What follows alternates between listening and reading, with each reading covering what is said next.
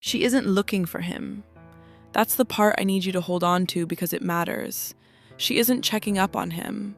She isn't following a lead or acting on a gut feeling she's been ignoring for months.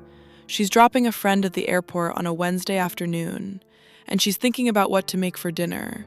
And she is, for perhaps the last time in a long time, completely unbothered. And then she sees him. He's maybe 40 feet away, on the other side of the departure terminal glass, rolling a carry-on she doesn't recognize, dark navy, hard shell, headphones on, moving through the crowd with the easy, unhurried pace of a man who is exactly where he's supposed to be. Except he's supposed to be at home. His name is Elliot. They've been married for 6 years. 3 days ago, he sat across from her at the kitchen table and told her that his work trip to Edinburgh had been postponed. Project pushed back, he said. Not worth the travel. He seemed a little flat about it, the way he always got when work changed plans on him. And she told him she was sorry and they'd moved on. She is standing at the glass. She is watching her husband move through a departure terminal with a bag she has never seen, and she is very, very still. He doesn't look up. He doesn't scan the windows. Why would he? He canceled the trip. She's not supposed to be here, and he is not supposed to be there. And for one suspended moment, the whole world is just that gap between them. The glass, the 40 feet, the thing she cannot unfeel now that she's felt it. She watches him until he disappears through security. Then she stands there for another minute, maybe longer. Her friend has already gone inside. The car is parked on a meter. At some point, her body makes a decision her mind hasn't caught up with yet, and she walks back to the car, and she pays the meter, and she gets on the motorway, and she drives home. She makes dinner, pasta, something simple. The kind of meal you make when you are functioning on the part of your brain that knows what hands are for, while the rest of it is doing something much louder in the background. She sets the table. She eats. She watches television. She does not call him. And here is where I want you to pay attention, because there are two kinds of people in this moment. There are people who would pick up the phone, the shaking hands, the confrontation, the demand for an explanation while it's still raw and bleeding. And then there are people who go very, very quiet. Margaux goes quiet. Not because she's passive, not because she doesn't know what she saw.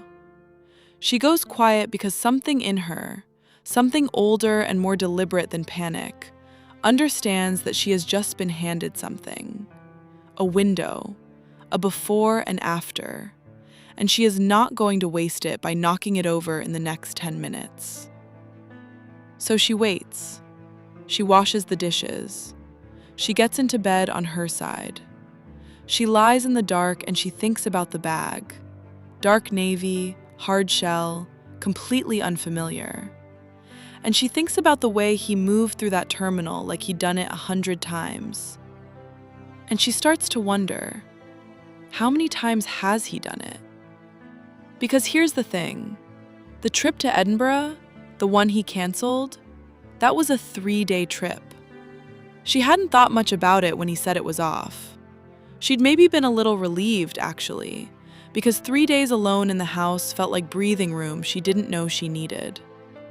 But now she's lying in the dark, doing the kind of arithmetic you can never undo. How many trips in the last year? 6? 7? She'd stopped counting because there was no reason to count. He traveled for work. That was just the rhythm of their life. Was it? Or was it a story she'd been handed so many times she'd stopped asking to see the receipts? She doesn't sleep for a long time. And when she does, she dreams about the terminal, the glass, the way he moved, that particular ease, that total absence of guilt. And she wakes up in the morning with something cold and very clear sitting in her chest. She is not going to ask him what happened. She is going to find out. But what she didn't know yet, what none of us knew yet, was that the bag wasn't the secret. The bag was just the thing that led her to it. Let me tell you who Margaux is before I tell you what she does next, because it matters.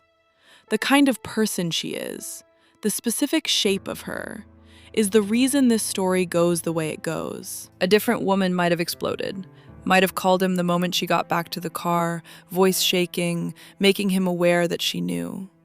And Elliot would have had 3 hours on a plane to construct a story, to smooth the edges, to come home ready. Margaux doesn't give him that. She's 41. She runs a small architecture firm with 2 partners.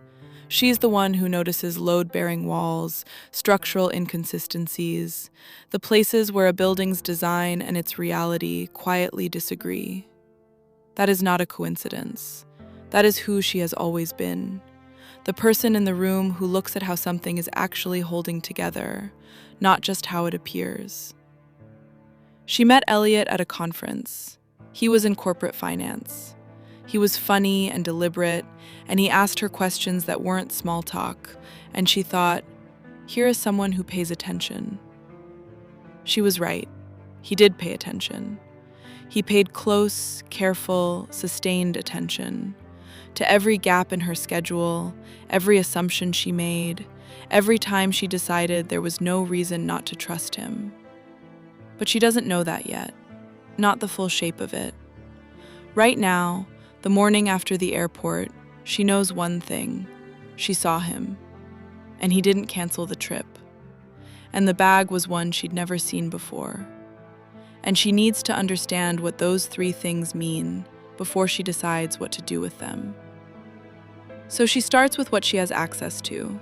She waits until he calls that evening. Edinburgh, he says. Arrived fine. Hotel is decent. The project kicked back off. Funny how these things shift. And she listens to every word with the particular quality of attention she usually reserves for a contractor who isn't telling her the whole truth about a foundation. She says the right things. She sounds normal. She asks about the hotel. She is building a file, not because she's cold, because she's scared, genuinely, bodily scared of what she might find. And scared people who are also precise don't explode. They get organized.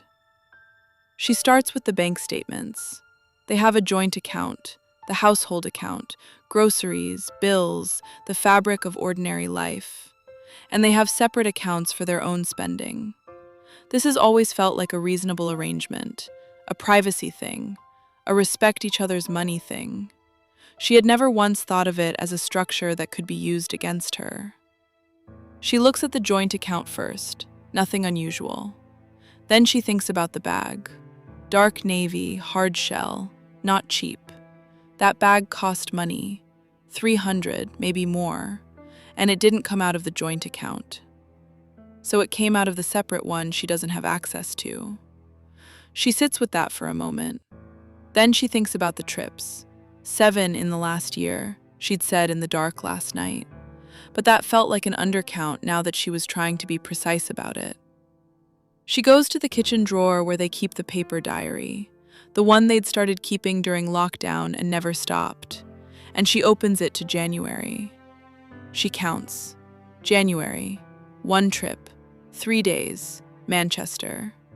February, 2 trips. March, 1. April, nothing. May, 2 trips, one of which ran long by a day. June, 1. July, she stops. July has a trip on the 14th that she remembers clearly, and a trip on the 28th that she also remembers. It is now the 15th of August. She looks at August. August has 1 trip marked. It says, Edinburgh, 12th to 15th, postponed. And underneath it, in Elliot's handwriting, a small penciled asterisk she hadn't noticed before. She turns the diary toward the light. The asterisk links to nothing. It's just there. A small, private punctuation mark in a shared calendar, meaning something to him, meaning nothing to her, until now. She photographs it. She doesn't know why yet. She just knows that she is going to need a record of everything she was willing to write off as nothing. If you're watching this and you've ever stood in a room with evidence in your hand and felt the particular horror of realizing it was never nothing, that the nothing was something you were trained to believe, then you already know what comes next. She's just getting started, and she hasn't said a single word to him.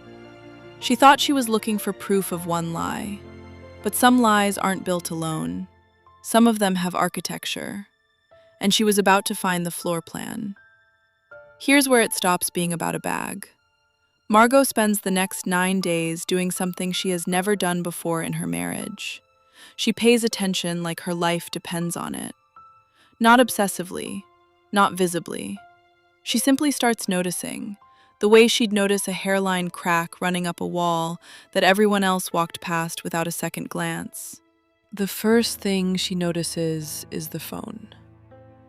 Elliot has always kept his phone face down on the nightstand. She'd never thought about it because he'd always been that way, since the day they met, actually, long before there was anything to hide. But now, she watches how he handles it. The way he angles his body slightly when a message comes through at dinner. The half-second delay before he looks at it, like he's deciding something. She doesn't touch his phone. She's not interested in a screenshot that he could explain away in 30 seconds. She wants the thing underneath the thing. So she goes back to the separate account question. And this is where being married to a man who works in corporate finance becomes, unexpectedly, the very thing that helps her. Elliot manages money for a living. He is careful, structured, precise. Which means if he's been building something, a second life, a second set of expenses, he hasn't done it sloppily. He's done it like he does everything, with a system. She finds the system by accident, almost. Their home insurance renewal comes through, and because they share a filing cabinet for anything official, she opens the drawer to file it, and behind the folder marked House, there's a thin folder she's never opened, unlabeled. Just a plain manila folder tucked where you'd only find it if you were looking for something else entirely. Inside, 3 receipts. A hotel in Manchester, March. A restaurant near the airport, May. And a jeweler's invoice from June. Not for her. She'd have known if it was for her. £420, engraved. She sits down on the floor of the study with the folder in her lap, and she reads the jeweler's invoice 3 times, because the first 2 times her brain simply refuses to process it. Engraved bracelet. Inscription, always, always, always. Her husband bought someone a bracelet with an inscription her husband has never once said to her. Not in 6 years, not on their wedding day, not on the anniversary 2 months before this exact moment. And he had it engraved for someone else, and he filed the receipt 3 feet from where she keeps her passport. Now, and I want you to sit with this, because it's the part people underestimate. Margaux doesn't cry. She gets angry later. She gets scared later, at 3 a.m, staring at a ceiling. But in this exact moment, on the floor of the study, what she feels is something closer to clarity. Cold, structural clarity. The kind you feel when you finally understand why a building has been settling unevenly for years. She photographs every page. Then she puts the folder back exactly as she found it. Same angle, same position in the drawer. Because she is not ready for him to know what she knows. Not yet. She needs one more piece before she moves. So she does something that surprises even her. She starts tracking the diary entries against his card statements from the joint account. The small transactions he's never bothered to hide because he assumed she'd never look. Petrol, parking near the office, a coffee shop 2 towns over from where he claims to work, appearing on 11 separate occasions across 4 months. 11. In one particular town, which happens to be exactly 40 minutes from where they live. Close enough to visit regularly, far enough that nobody from their life would run into him there. She starts to understand the geometry of it. Not just an affair, a location, a parallel routine, a life running quietly alongside their life, on a schedule he's kept for months without a single wrong step, until the one day the schedule and reality overlapped in a departure terminal, and he never even knew she was standing there. I want you to think about that for a second. If she hadn't happened to be at that airport on that exact Wednesday, how much longer would this have run? Tell me in the comments. If you found the folder before you found the airport, would you have said something sooner? Or would you have done exactly what Margaux did and built the whole file first? Because Margaux isn't finished building. She has the receipts, she has the pattern, she has 11 visits to a town he has no reason to be in. What she doesn't have yet is the name, and she was about to get it from the last place she expected. Not a phone, not a receipt. His mother. His mother's name is Barbara. Margaux has always gotten along with Barbara, genuinely, not performatively. They have the kind of in-law relationship that people remark on at family gatherings, a little surprised, like it's unusual. Which it is. Barbara is sharp and direct, and she says what she means, and Margaux has always respected that about her. She's about to respect it even more. It starts with a phone call that Barbara makes to Margaux, not the other way around. A Thursday afternoon, 3 days after the folder. Margaux is at her desk when her phone rings, and Barbara's name comes up, and Margaux thinks, here we go. Or maybe she doesn't think anything at all. Maybe she just answers. Barbara doesn't waste time. She asks how Margaux is doing. Margaux says fine. Barbara asks if everything is all right between her and Elliot. Margaux pauses, 1 beat, maybe 2, and says yes, why? And Barbara is quiet for a moment. Then she says, I want you to know that I don't know the details. I don't want to know them. But I've noticed something for a while now, and I've been going back and forth about whether to say anything, and I've decided that you deserve the chance to know what I know before something happens that can't be undone. Margaux sets her pen down. She says, tell me. Barbara tells her about a Sunday lunch in April. Elliot had brought someone to the restaurant where Barbara was meeting a friend. Not a work lunch, not a group. Just the two of them, close in the way you don't sit close to a colleague, in a restaurant 40 minutes from home. Barbara hadn't said anything in the moment. She'd told herself it could be innocent. She'd gone home and argued with herself about it for 6 weeks. And then in June, she'd seen it again. Not in person, on Elliot's phone. He'd left it on her kitchen counter when he went out to the car, and a message had come through while Barbara was standing right there. She hadn't snooped. The preview was just visible. A name and 4 words. Can't wait. Always, always, always. The room goes very quiet.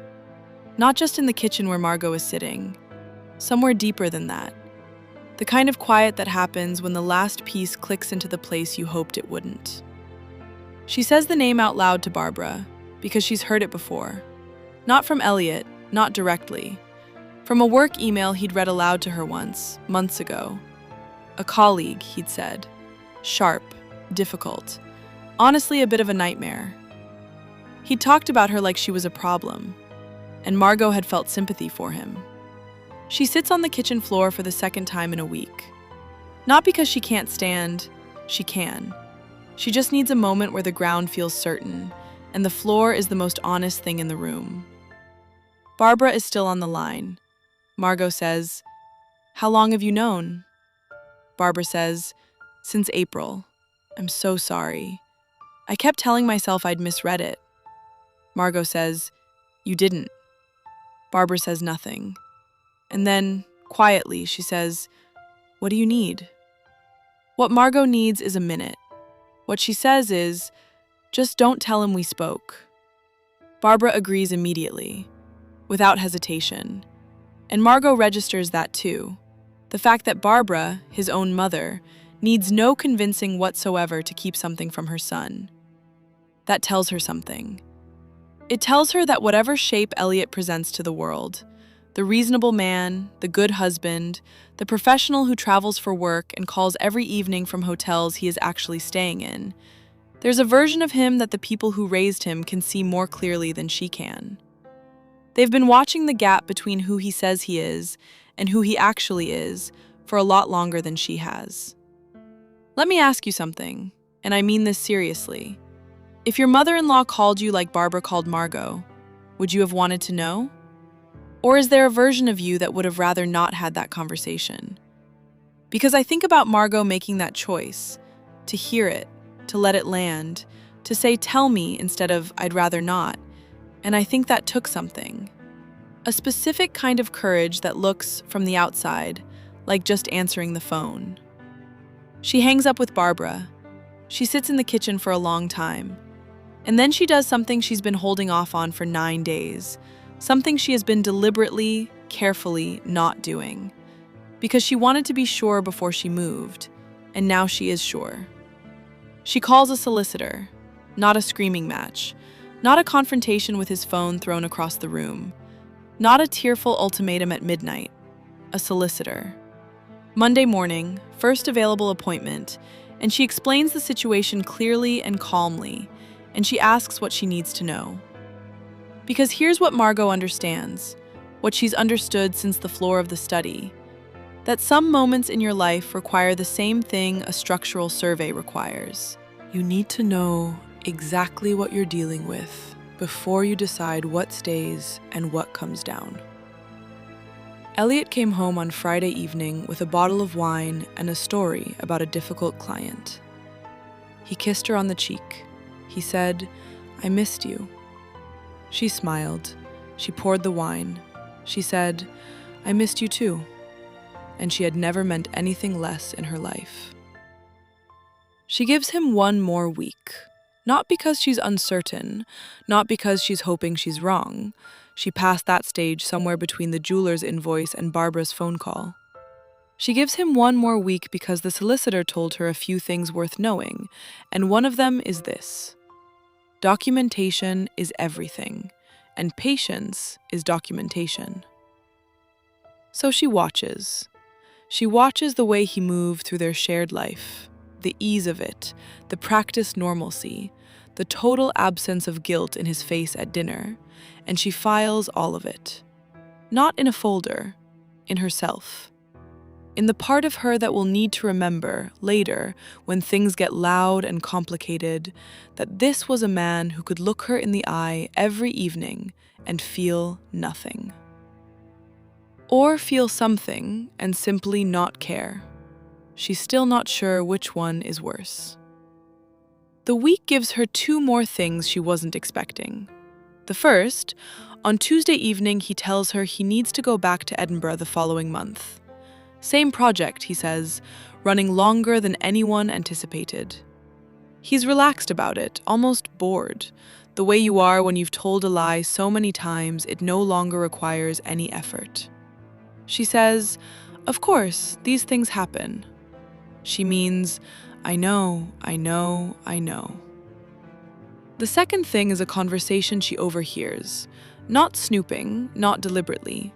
She's coming downstairs on Wednesday night when she hears him on the phone in the kitchen, voice low, and she stops on the 3rd step from the bottom, and she listens. She can't hear words, just tone, and the tone is the thing that finishes her, because it's warm, completely, genuinely warm. The particular warmth of someone talking to a person they are relieved to hear from, someone they've been thinking about. She hasn't heard that tone from him in... She stands on the 3rd step and tries to calculate, and the number she lands on makes her close her eyes. A long time. She goes back upstairs. She gets into bed. She stares at the ceiling, and she does the thing she hasn't let herself do until now. She lets herself be sad. Not for him, not even for them exactly. For the version of herself that had been sitting in this marriage, certain it was solid, while the man in the kitchen below her was using that same warmth on someone else.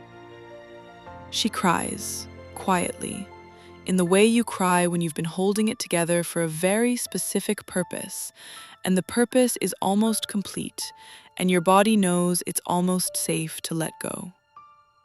Then she stops. She washes her face. She gets back into bed. On Thursday, she meets with the solicitor again. She brings the photographs, the receipts, the invoice, the diary entries, the asterisk. The solicitor looks at them carefully and tells her she's done well. Margaux thinks, that is not a compliment I expected to receive this year, but here we are. She asks about the house. She asks about the finances. She asks about what is hers and what needs to be negotiated, and what she absolutely cannot let happen. The solicitor answers every question with the precision Margaux needs, and she leaves the office 2 hours later with a plan that has a beginning, a middle, and a very specific end. On Friday evening, Elliot comes home with takeout and a cheerful story about a colleague who'd made a mess of a client presentation. And Margaux listens to the story and laughs in the right places and refills his water glass. And she looks at him across the table, really looks at him. And she thinks, you have no idea what's coming. Not with anger, not even with satisfaction exactly, with something quieter and more permanent than both. Sunday morning, he's in the shower. She's at the kitchen table with 2 mugs of coffee and a folder. Not the manila one from his filing cabinet, her own. Everything she collected. Everything photographed, printed, dated. She hears the shower turn off. She hears him moving around upstairs. His footsteps, the particular pattern of them, 6 years of a sound she stopped noticing, that she is noticing now for what might be one of the last times. She wraps both hands around her mug. She waits. And when he comes down the stairs, she is ready in the way that only someone who has spent 3 weeks being absolutely sure can be ready. He walks into the kitchen. He smiles when he sees the second mug. A real smile, the unguarded kind, the kind that cost her something to look at. She says, "Sit down, Elliot." She says, "I need to show you something." He sat down, and for the first time in 3 weeks, maybe longer than that if she was being honest, the ease left his face completely. She placed the folder on the table between them, and she let him look. He looks at the folder for a long time. She watches him move through it, the receipts, the invoice, the photographs of the diary entries, the asterisk with its penciled link to nothing. His face does something complicated that she doesn't try to read, because she's spent 6 years reading his face, and she's done interpreting it charitably. He closes the folder. He looks up at her. He says, "This isn't what it looks like." She says nothing. She'd anticipated this. She'd actually written it down in her notes from the solicitor. The first thing he will say is that it isn't what it looks like. She'd written it and underlined it because she needed to be ready for the specific unreality of sitting across from a man who has been lying to you for months and watching him try to do it one more time. She lets the silence run. He fills it. He starts explaining. The trips, yes. He'd taken a few extra for personal reasons, he should have said. He knows that. But he didn't want to worry her. The bracelet.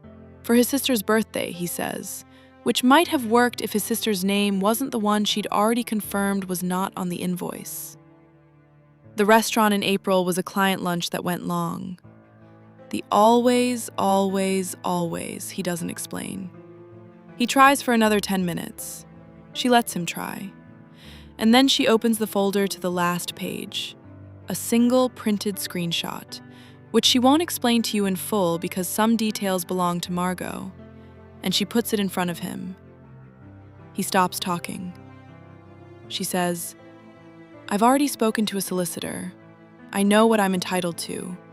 I know what I'm going to ask for. I would like you to understand that I have been very careful about this, and I'm not going to be talked out of it, and I'm not going to be made to feel like I'm overreacting." What I want from you right now is not an explanation. I want you to tell me how long. He is very quiet. Then he tells her. 14 months. She'd asked for honesty, and he gave her the one honest thing he had left. Probably because it was easier than watching her find it herself. 14 months. Which means it started 4 months into a year she would have described, if you'd asked her at the time, as one of the better years of their marriage. She sits with that number for a moment. Not because it surprises her, because it doesn't. Because that's the part that nobody tells you about this kind of discovery. It's not the lie that breaks you. It's the recalibration. The going back over everything you lived through with new information. Watching meaning drain out of moments you'd held onto. The anniversary dinner. The weekend away. The particular Sunday in November when he'd reached across the sofa and taken her hand and she'd thought, "We're okay." They were not okay. They were never not okay in the way she understood okay. They just weren't. She asks him to leave that day. He does, quietly, without argument, which tells her something too.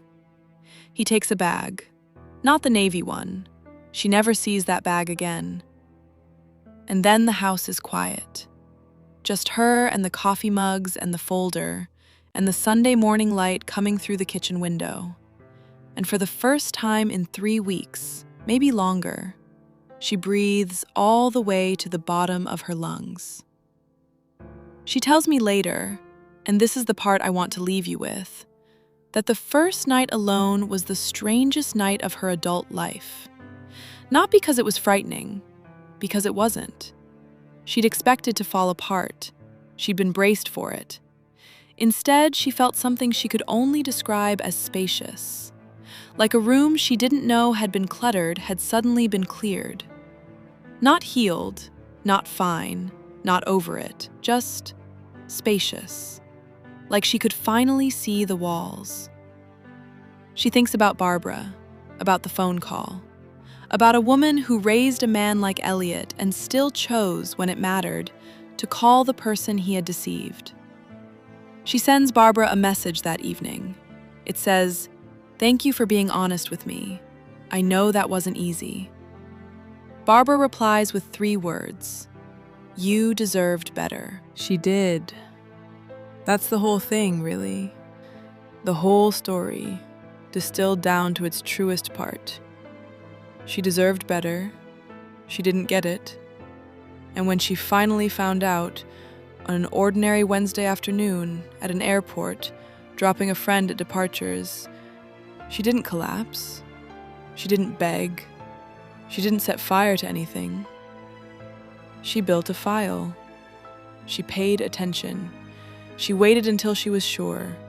And then she sat down at a kitchen table on a Sunday morning, and she handed a man the evidence of his own life, and she said, "Sit down. I need to show you something." And that quiet, deliberate, unshakable kind of knowing is the thing nobody can take from her. Not now. Not after all of this. She's going to be okay. Not because what he did wasn't terrible. It was. But because she turned out to be someone who, when she was finally handed the truth, knew exactly what to do with it. You are not too much. They were just not enough. Around here, we don't just survive it, we understand it, and then we let it go.